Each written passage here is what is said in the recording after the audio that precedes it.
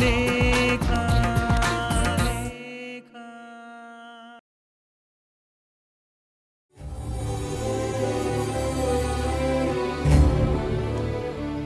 ಚೈತ್ರ, ಯಾಕೆ ಕಳ್ತಾ ಇದೆಯಾ?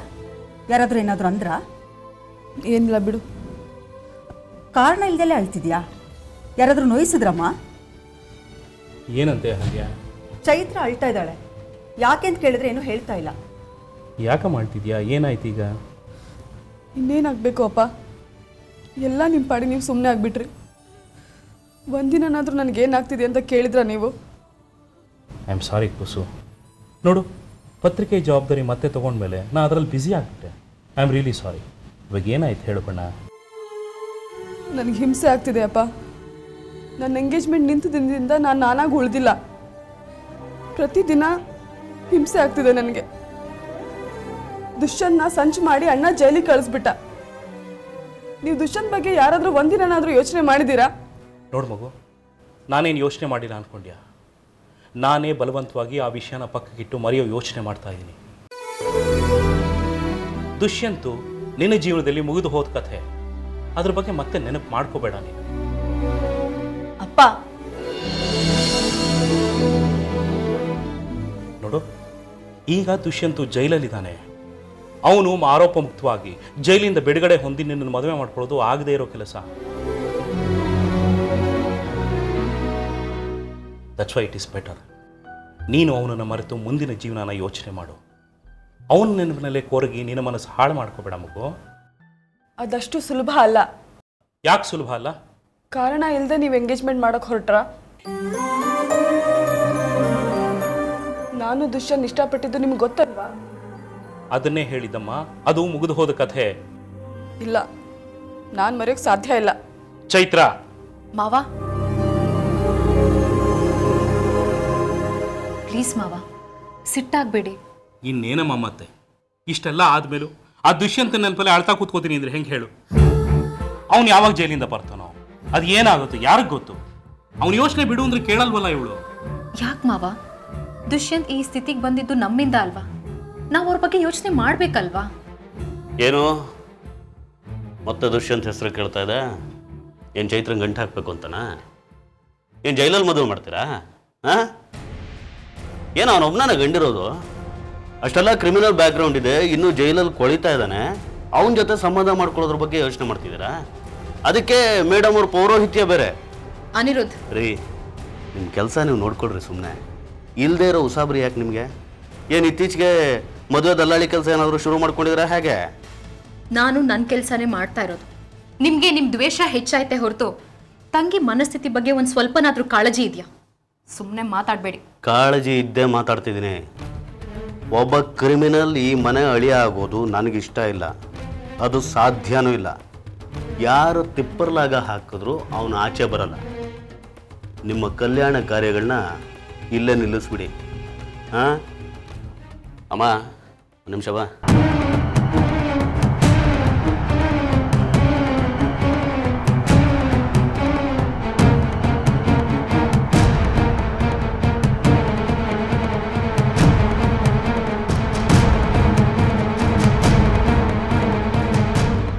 ಚೈತ್ರ ನೋಡು, ನೀನು ಅಳ್ಬೇಡ. ಮಾತಾಡೋರು ಮಾತಾಡಲಿ, ನಿನ್ನ ಸಪೋರ್ಟಿಗೆ ನಾನಿದ್ದೀನಿ.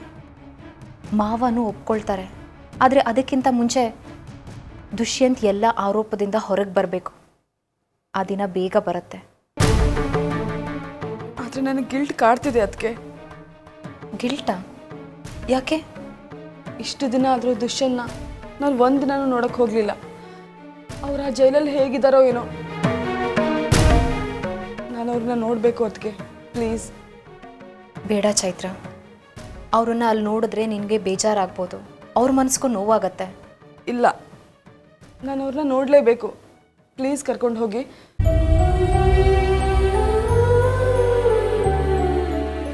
ಸರಿ, ಕರ್ಕೊಂಡು ಹೋಗ್ತೀನಿ. ನೀನು ಸಮಾಧಾನ ಮಾಡ್ಕೊ.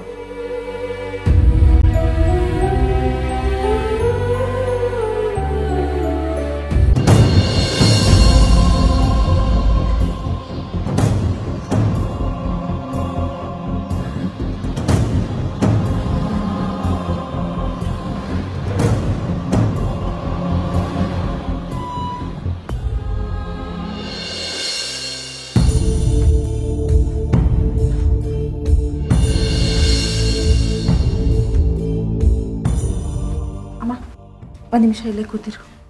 ಸರಿ.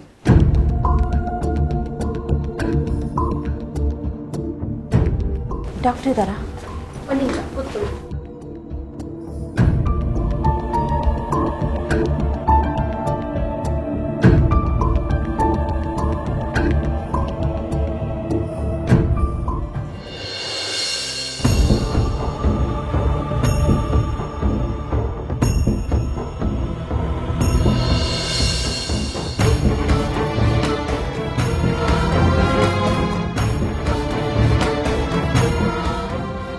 ಆಂಟಿ,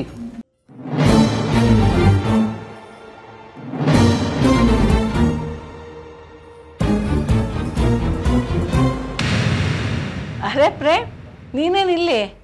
ಆಂಟಿ, ಆಗ್ಲಿಂದ ನಿಮ್ಮ ಮೊಬೈಲ್ಗೆ ಟ್ರೈ ಮಾಡ್ತಾ ಇದ್ದೀನಿ, ನಾಟ್ ರೀಚಬಲ್ ಅಂತ ಬರ್ತಾ ಇದೆ. ಹೌದಾ? ಇಲ್ಲೆಲ್ಲ ನೆಟ್ವರ್ಕ್ ಸಿಗಲಿಲ್ಲ ಅಂತ ಕಾಣುತ್ತೆ. ಸಾಕ್ಷಿಗೆ ಮೆಡಿಕಲ್ ಚೆಕಪ್ ಆಗಬೇಕಾಗಿತ್ತು, ಅದಕ್ಕೆ ಬಂದೆ ಅವಳ ಜೊತೆ. ನಾನು ಇಲ್ಲಿದ್ದೀನಿ ಅಂತ ನಿನಗೆ ಹೇಗೆ ಗೊತ್ತಾಯ್ತು? ನಿಮ್ಮ ಮೊಬೈಲ್ ನಾಟ್ ರೀಚಬಲ್ ಅಂತ ಬಂತು. ಸ್ವಾತಿ ಅವ್ರಿಗೆ ಫೋನ್ ಮಾಡಿದೆ, ಅವ್ರು ಹೇಳಿದ್ರು ನೀವು ಇಲ್ಲಿದ್ದೀರಾ ಅಂತ, ಅದಕ್ಕೆ ಬಂದೆ. ಏನು ಅಷ್ಟೊಂದು ಅರ್ಜೆಂಟು? ಅದು ಆಂಟಿ, ನಮ್ಮ ಕ್ಲೈಂಟ್ ಒಬ್ಬರಿಗೆ ಛತ್ರದವ್ರೊಬ್ರು ಪರಿಚಯ ಇದ್ದಾರಂತೆ. ಆ ಛತ್ರ ಇದೇ ಏರಿಯಾದಲ್ಲಿ ಇದೆಯಂತೆ. ಓ ಹೌದಾ? ನೀವು ಅಂಕಲ್ ಛತ್ರಕ್ಕೋಸ್ಕರ ಎಷ್ಟು ಪರದಾಡ್ತಾ ಇದ್ದೀರಾ. ಆ ಚೌಟ್ರಿ ಇಲ್ಲೇ ಹತ್ರದಲ್ಲಿ ಇದೆಯಂತೆ, ಬೇಕಂದ್ರೆ ಇವಾಗ ಹೋಗಿ ನೋಡ್ಕೊಂಡ್ ಬರ್ಬೋದು ಆಂಟಿ. ಅವ್ರು ಸಾಕ್ಷಿ ಒಬ್ಳೆ ಆಗ್ಬಿಡ್ತಾಳಲ್ಲ. ಅವ್ರು ಏನು ಎಳೆ ಮಗುನ ಆಂಟಿ, ಬೇರೆಯವ್ರಿಗೆ ಕೆಲಸಕ್ಕೆ ಹೋಗ್ತಾ ಇದ್ದಾರಂತೆ.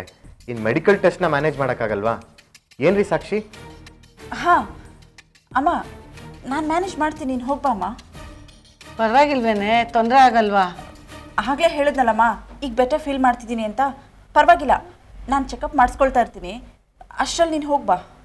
ಬನ್ನಿ ಆಂಟಿ, ಇನ್ನೂ ಲೇಟ್ ಮಾಡಿದ್ರೆ ಚೌಲ್ಟ್ರಿ ಬೇಗ ಬುಕ್ ಆಗಿಬಿಡತ್ತೆ. ಸರಿ ನಡಿ, ಬರ್ತೀನಿ. ಸಾಕ್ಷಿ, ನಾವು ಬೇಗ ಹೋಗಿ ಬಂದ್ಬಿಡ್ತೀವಿ. ನೀನು ಚೆಕಪ್ ಮಾಡಿಸ್ಕೊಂಡ್ಬಿಟ್ಟು ಇಲ್ಲೇ ಇರು, ವೆಯ್ಟ್ ಮಾಡು ಆಯಿತಾ? ಸರಿ ಅಮ್ಮ. ಬರಲಾ? ಹುಷಾರು. Okay, take care. ಸಾಕ್ಷಿ, ಬರ್ತೀವಿ. Take care.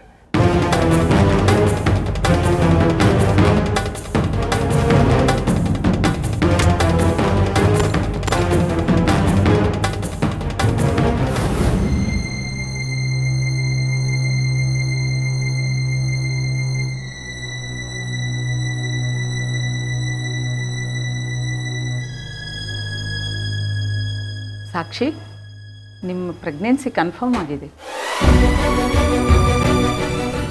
ಅಂದರೆ ನನ್ನ ತಾಯಿ ಆಗ್ತಿರೋದು ನಿಜಾನಾ ಡಾಕ್ಟರ್? ಅಲ್ಟ್ರಾಸೌಂಡ್ ಸ್ಕ್ಯಾನಿಂಗಲ್ಲಿ ನಿಮಗೆ ತೋರಿಸಿದ್ನಲ್ಲ ಸಾಕ್ಷಿ, ನಿಮ್ಗೆ ಇವಾಗ 3 ತಿಂಗಳು. ಇಂಥ ಟೈಮಲ್ಲಿ ನಿಮಗೆ ಸುಸ್ತು, ತಲೆ ಸುತ್ತು ಇವೆಲ್ಲ ಕಾಮನ್ ಸಾಕ್ಷಿ. ಅದಕ್ಕೋಸ್ಕರ ಟ್ಯಾಬ್ಲೆಟ್ಸ್ ಬರ್ಕೊಡ್ತೀನಿ.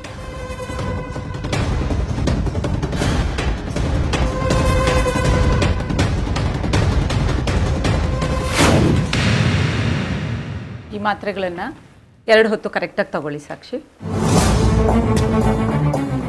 Okay, thank you.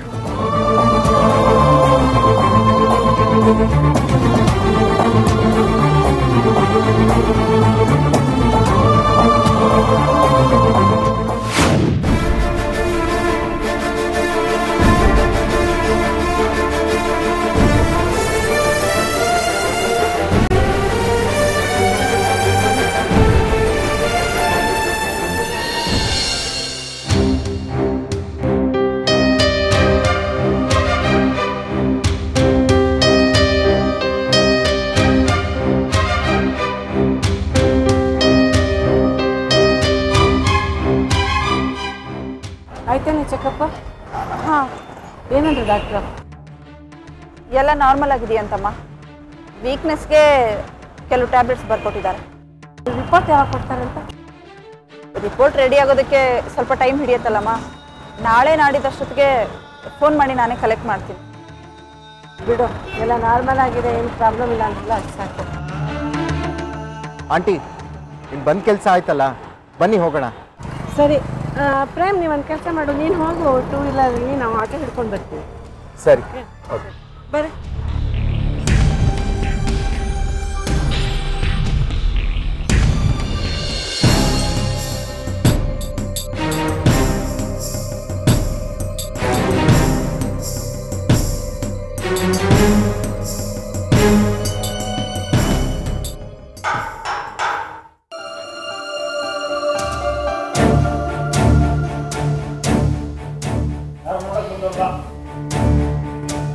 ಯಾರು?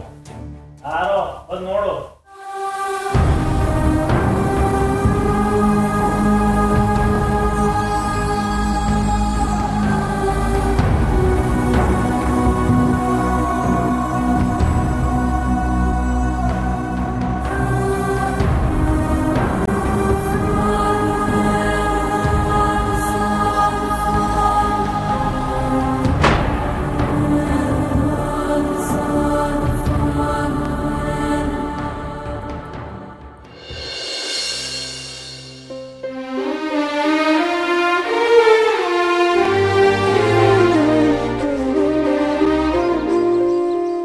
ದುಷ್ಯಂತ್, ರಚನೆಯವರೇ, ಹೇಗಿದ್ದೀರಾ? ಏನು ತಮಾಷೆ ಮಾಡ್ತಾಯಿದ್ದೀರಾ? ಯಾಕೆ ಹಾಗಂತೀರಾ? ಜೈಲಲ್ಲಿರೋನ್ನ ಹೇಗಿದ್ದೀರಾ ಅಂತ ಕೇಳಿದ್ರೆ ತಮಾಷೆ ಮಾಡ್ದಾಗ ತಾನೇ ಅರ್ಥ. ಇಲ್ಲಿ ಹೇಗಿರೋದಕ್ಕೆ ಸಾಧ್ಯ?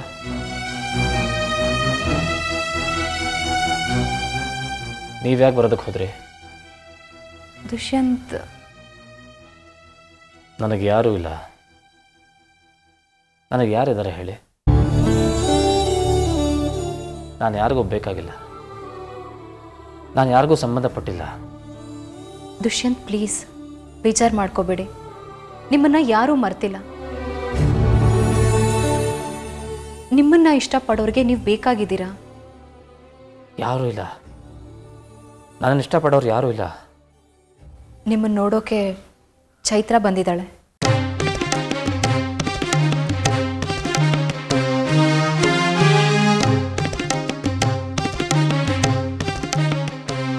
ಚೈತ್ರ ಅವರ ತುಂಬ ಹಂಬಲಿಸ್ತಾ ಇದ್ಲು. ನಿಮ್ಮನ್ನು ನೋಡಬೇಕು ಅಂತ ಒಂದೇ ಸಮ ಹಠ ಮಾಡ್ತಾ ಇದ್ಲು. ಅದಕ್ಕೆ ಕರ್ಕೊಂಡು ಬಂದಿದ್ದೀನಿ. ಇಲ್ಲ, ಅವರು ನನ್ನನ್ನು ನೋಡೋದು ಬೇಡ. ಯಾಕೆ? ಅವರು ನನ್ನನ್ನು ಈ ಸ್ಥಿತಿಯಲ್ಲಿ ನೋಡೋದು ಬೇಡ. ನಾನು ಅವ್ರಿಗೆ ಮುಖ ತೋರಿಸಲ್ಲ. ನಾನು ಹೋಗ್ತೀನಿ. ದುಷ್ಯಂತ್ ಪ್ಲೀಸ್ ನಿಂತ್ಕೊಳ್ಳಿ. ಅವಳಿಗೆ ಹರ್ಟ್ ಆಗೋದು ಬೇಡ. ಅವಳು ನಿಮ್ಮನ್ನು ನೋಡಬೇಕು ಅಂತಾನೆ ಬಂದಿದ್ದಾಳೆ. ಒಂದು ನಿಮಿಷ ಇರಿ, ಕರ್ಕೊಂಡು ಬರ್ತೀನಿ. ತೇಜಸ್ವಿನಿಯವರೇ,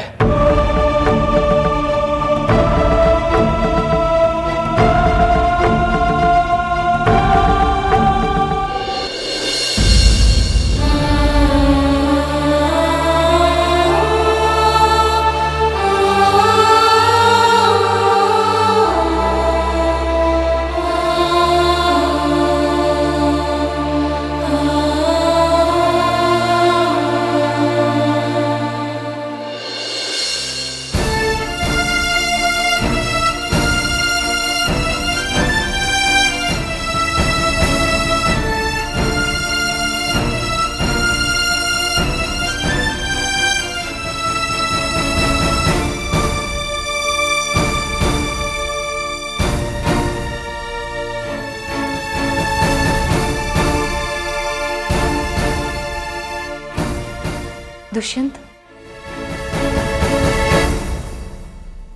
ದುಷ್ಯಂತ್ ತಿರುಗಿ ನೋಡಿ, ಚೈತ್ರ ಬಂದಿದ್ದಾಳೆ.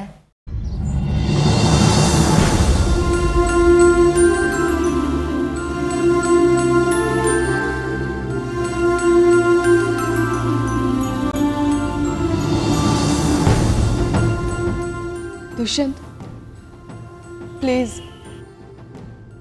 ಬೇಡ ಚೈತ್ರ, ನೀವು ನನ್ನನ್ನು ನೋಡಬೇಡಿ. ಹಾಗೆ ಹೊರಟೋಗಿ. ಪ್ಲೀಸ್ ಹಾಗನ್ಬೇಡಿ. ನಿಮ್ಮನ್ನು ನೋಡಲೇಬೇಕು ಅಂತ ಬಂದಿದ್ದೀನಿ. ನನ್ನನ್ನು ಯಾರೂ ನೋಡೋದು ಬೇಡ. ನಾನು ಯಾರನ್ನೂ ಇಷ್ಟಪಟ್ಟಿಲ್ಲ. ನನಗೆ ಯಾರ ಸಂಪರ್ಕನೂ ಬೇಡ. I am alone. ನನ್ನನ್ನು ಬಿಟ್ಬಿಡಿ. ದುಷ್ಯಂತ್, ನನ್ನ ಮೇಲೆ ಕೋಪನಾ? ಇಲ್ಲ, ನನಗೆ ನನ್ನ ಮೇಲೆ ಕೋಪ. ನನ್ನ ಹಣೆ ಬರಹದ ಬಗ್ಗೆ ನನಗೆ ಕೋಪ. ಸಾರಿ, ನಾನು ನಿಮಗೆ ನೋಡೋಕ್ಕೆ ಬರಲಿಲ್ಲ ಅಂತ ನಿಮಗೆ ಸಿಟ್ಟಿರಬಹುದು. ನಾನು ನಿಮಗೆ ಸಾಂತ್ವನ ಹೇಳಿಲ್ಲ ಅಂತ ನಿಮಗೆ ಕೋಪ ಇರ್ಬೋದು. ಆದರೆ ನಾವ್ಯಾರೂ ನಿಮ್ಮನ್ನು ಮರ್ತಿಲ್ಲ. ಬೆಟರ್, ನನ್ನ ಮರೆತುಬಿಟ್ರೇ ಒಳ್ಳೆಯದು. ನನ್ನಿಂದ ಯಾರಿಗೂ ಒಳ್ಳೇದಾಗಲ್ಲ. ನಡೆದ ಎಂಗೇಜ್ಮೆಂಟ್ನ ಒಂದು ಕೆಟ್ಟ ಕನಸು ಅಂತ ಅಂದ್ಕೊಂಡು ಮರೆತು ಹಾಯಾಗಿರಿ. ಹೇಗೆ ಮರೆಯೋಕ್ಕೆ ಸಾಧ್ಯ? ನನ್ನ ನಿಮ್ಮ ಎಂಗೇಜ್ಮೆಂಟ್ನ ನಾನು ಬರೀ ಎಂಗೇಜ್ಮೆಂಟ್ ಅಂತ ಅಂದ್ಕೊಂಡಿಲ್ಲ. ಲೋಕದ ಪಾಲಿಗೆ ಅದು ಬರೀ ಎಂಗೇಜ್ಮೆಂಟ್ ಆಗಿರಬಹುದು, ಆದರೆ ನನಗೆ ಅದು ಮದುವೆ. ಪ್ಲೀಸ್ ಹಾಗೆಲ್ಲ ಮಾತಾಡಬೇಡಿ.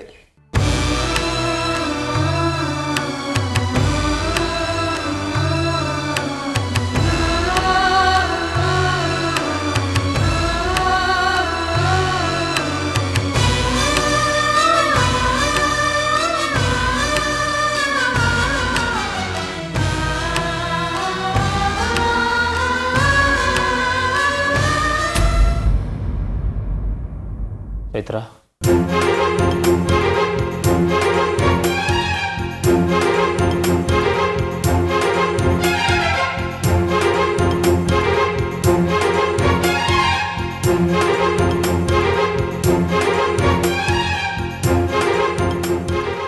ದುಷ್ಯಂತ್, ಯಾಕೆ ಹೀಗಿದ್ದೀರಿ?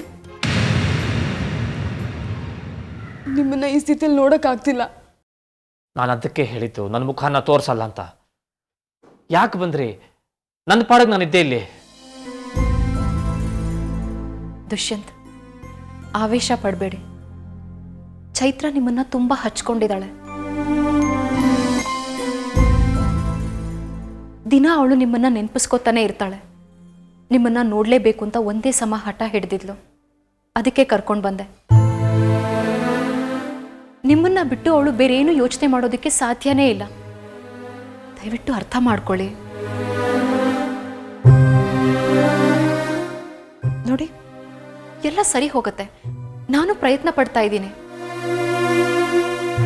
ನೀವು ಜೈಲಿಗೆ ಬಂದಿದ್ದು ನಮ್ಮ ಮನೆ ರಣರಂಗ ಆಗೋಯ್ತು. ಸಾಕ್ಷಿ ಮತ್ತೆ ಅನಿರುದ್ಧ್ ವಿಚಾರ ಗೊತ್ತಾಗಿ ಜಾಹ್ನವಿ ಮತ್ತೆ ಅನಿರುದ್ಧ್ ಸಂಬಂಧ ಒಡೆದು ಚೂರಾಗಿದೆ. ಹೌದಾ? ಅನಿರುದ್ಧನ ಚಿತ್ರಲೇಖ ಪತ್ರಿಕೆಯಿಂದ ಮಾವ ತೆಗೆದು ಹಾಕಿದ್ದಾರೆ. ಈಗ ನಾನು ಮತ್ತೆ ಮಾವನೇ ಪತ್ರಿಕೆನ ನೋಡ್ಕೊಳ್ತಾ ಇರೋದು. ಈ ಎಲ್ಲ ಗೊಂದಲಗಳ ಮಧ್ಯೆ ಬದುಕು ನಡೀತಾ ಇದೆ. ಯಾವ ಸಂದರ್ಭದಲ್ಲಿ ಏನಾಗುತ್ತೋ ಏನೋ ಯಾರಿಗೂ ಗೊತ್ತಿಲ್ಲ. ಈ ಎಲ್ಲ ಘಟನೆ ಹಿನ್ನೆಲೆಯಲ್ಲಿ ಜಾಹ್ನವಿ ಕಾರ್ ಆಕ್ಸಿಡೆಂಟ್ ಮಾಡಿಕೊಂಡ್ಳು. ಅವಳ ಹೊಟ್ಟೆಲಿದ್ದ ಮಗು ಹೋಯ್ತು. ಏನು? ಮಗುನೂ ಹೊರಟೋಯ್ತಾ?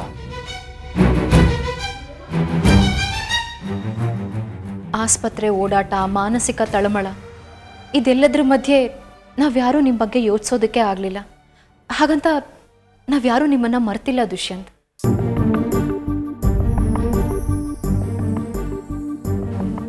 ನೀವು ಚೈತ್ರನ್ ಜೊತೆ ಮಾತಾಡಿ, ನಾನು ಆಚೆ ಇರ್ತೀನಿ.